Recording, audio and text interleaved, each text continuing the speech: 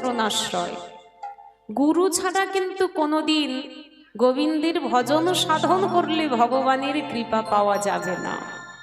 আগে গুরুর চরণ আশ্রয় করতে হবে। গুরু কি শুধু যার কাছে দীক্ষা নিলাম তিনি কি আমাদের জীবনে গুরু?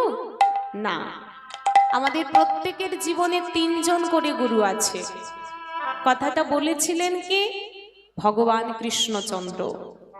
আপনারা যারা ভাগবত অধ্যয়ন করেছেন আপনারা জানবেন, সুদামার জীবন কাহিনীতে ভগবান কৃষ্ণচন্দ্র সুদামাকে ডেকে বলেছিল, সুদামা, জগতে প্রত্যেকটি জীবের একজন গুরু নয়, প্রত্যেকটি জীবের তিনজন করে গুরু আছে।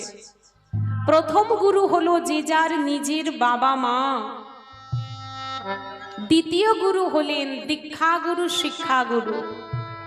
আর তৃতীয় গুরু হলো আমি কৃষ্ণ।